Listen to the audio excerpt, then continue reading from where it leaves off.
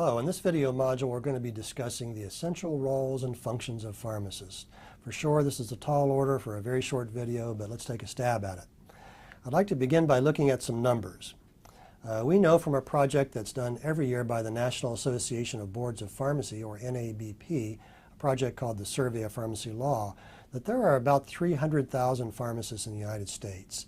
If we put it in the context of other professions, we know that there are about 3 times as many physicians and there are 9 to 10 times as many nurses in our healthcare system. So pharmacists constitute the 3rd largest group of health professionals in the United States. This pie chart tells us that about 60% of those pharmacists work in community or ambulatory care environments, and about a quarter of them work in hospitals. So the 2 big chunks of where pharmacists work are certainly hospitals and community or ambulatory-based practices, but there are many others, as you've already learned, and we will continue to learn throughout this course. As we think about what the essential roles of these 300,000 pharmacists here and there's many others around the world are, I'd like to begin by an interesting perspective that's put forth by the World Health Organization, WHO. They describe the 7 essential roles of the pharmacist, and they describe this as the 7-star pharmacist. These are essential, minimum, common expectations of national healthcare systems worldwide with regard to pharmacy. And I think you'll be interested to see the way they describe these 7 essential roles. They describe them as being a caregiver, being a communicator, a decision maker, being a leader, being a lifelong learner, manager, and a teacher. So, you know, when I first saw this description, it really intrigued me because we think of the roles of the pharmacist in very technical and professional and managerial, clinical ways. But World Health Organization says we are fundamentally teachers. We are caregivers, decision makers, leaders. I'd like us to hold this description in our mind as we go through the thinking about the essential roles of pharmacists.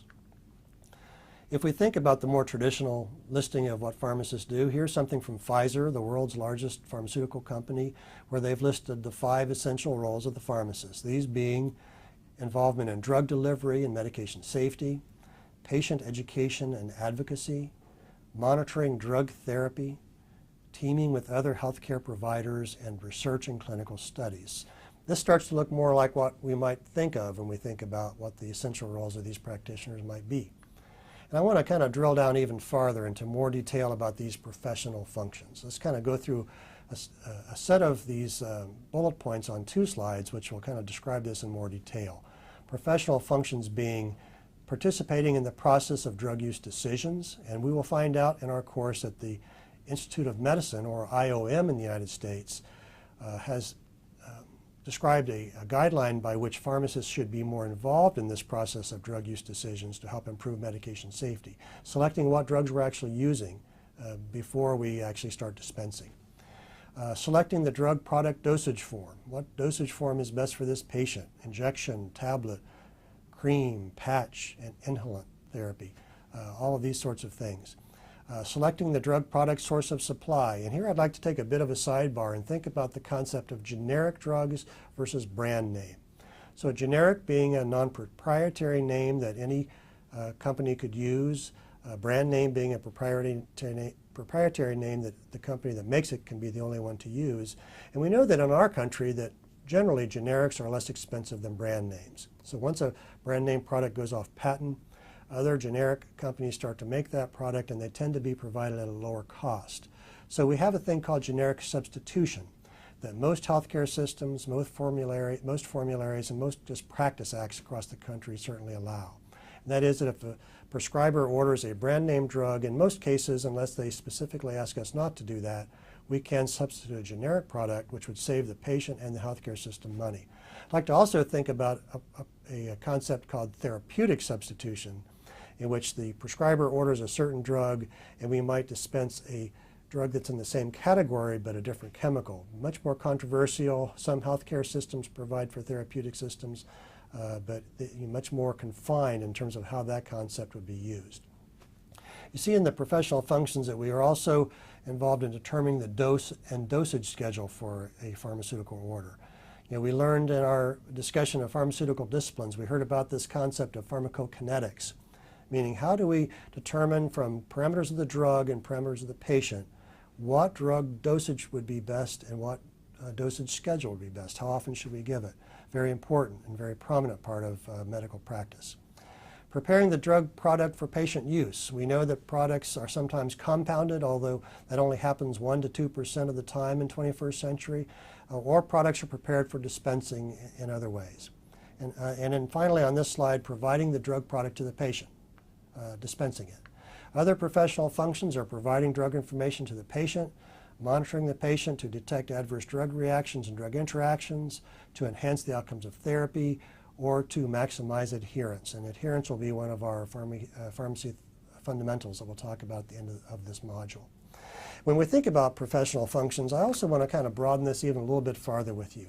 And we've already mentioned this thing called medication therapy management, MTM to you. We'll talk about it a lot more as we continue through the course. But certainly MTM is a contemporary professional function. It encompasses some of these other functions we've just talked about, but it is discrete as well. Pharmacists are also involved in things like immunizations, providing immunizations to patients, and even limited prescribing authorities in states like New Mexico and North Carolina in our country, and in the Veterans Administration system. You've met or will be meeting a guest practitioner of this course who works in that system and has limited prescribing authority. And I might mention to you, in our healthcare medical center here on our campus right across the street from where I'm sitting, there's a thing called pharmacist privileging, in which pharmacists can be credentialed to be able to do limited prescribing as well. So that ground is shifting in terms of the professional functions of pharmacists. The next thing I'd like to do is think about kind of two contemporary issues, one in hospital and one in community practice, to help think about these essential roles and functions of pharmacists. The first is a project done by a group that we probably should be familiar with by now, ASHP, the American Society of Health System Pharmacists. And they have this project called the Pharmacy Practice Model Initiative. Let me describe the goal of this initiative to you and some of the aspects of it. The goal is to significantly enhance the health and well-being of patients by developing and disseminating a futuristic practice model that supports the most effective use of pharmacists as direct patient care providers. Big goal. But you know, the practices of pharmacy in hospitals are changing. They changed dramatically in the 20th century, as we've already talked about. They continue to change in the 21st. Here are 8 aspects of that Pharmacy Practice Model Initiative. They are focusing on medication use policy and product selection, medication distribution, clinical pharmacy practices, pharmacy technician roles, pharmacist roles as organizational leaders. Think about World Health Organization. Adherence to standards-based practices, response to medication safety issues, and the use and impact of technology. So as we think of this Pharmacy Practice Model Initiative, I want to just highlight a few samples of some things that they are pushing. And here is the first slide tells us that according to this initiative, every pharmacy department should do these things. 1, ensure institutionally safe medication taking practices, safe medication use. Secondly, play a critical role in ensuring that the hospital or health system adheres to medication-related evidence-based practice guidelines. And thirdly, that every pharmacy department should manage prospective and retrospective medication use evaluation programs to improve prescribing, looking back and looking forward in terms of how we prescribe to see if we were following the standards and can we do it better. They also promulgate some things that should be done in optimal pharmacy practice systems. Things like the pharmacist must have oversight and responsibility for medication distribution. Certainly we want to get the right drugs to the right patient at the right times. That's so important. But we want to layer on things like medication therapy management and other patient care initiatives on top of that. And then we know that clinical specialist positions are necessary to advance practice, to advance education, as well as research activities. You can learn more about this Pharmacy Practice Model Initiative at the ASHP website. It's a very important contemporary model for how we're moving ahead in hospitals. And then I'd like to look on the community side for just a minute and think about a brand new set of community practice standards that have been put together by the Center for Pharmacy Practice Accreditation. So we know that we have accreditation standards for hospitals that have been there for many years. Now we have accreditation standards for community pharmacies. These are currently voluntary, but they certainly will help us drive the practice and improve the practices in communities as we move forward. There are 3 major areas in these community pharmacy practice standards. The first of these is that we must appropriately manage the pharmacy to allow for safe and effective delivery of services. And they outline things like what is the organizational structure and staffing, what is the environment of the pharmacy, what technology are we using, what patient privacy procedures are in place, and do we have a credible business model. The second major chunk of standards relates to the fact that we are providing patient-centered services. Do we have evidence-based practices? Are we practicing collaboratively? Are we using medication therapy management and counseling patients? Do we have continuing professional development to make sure we are continuing to do a good job in the future?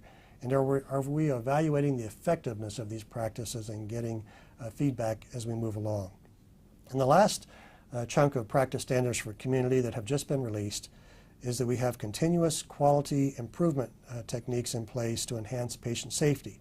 Do we have this CQI program in place ongoing? Do we train and educate staff appropriately? And do we get consumer feedback in the work that we do?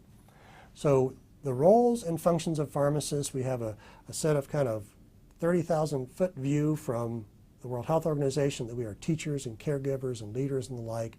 We have a list of professional functions that pharmacists do. And then in the hospital and in the community side, we have kind of these initiatives that are helping to drive it even farther. I want you to be aware of those initiatives as you move forward in your career.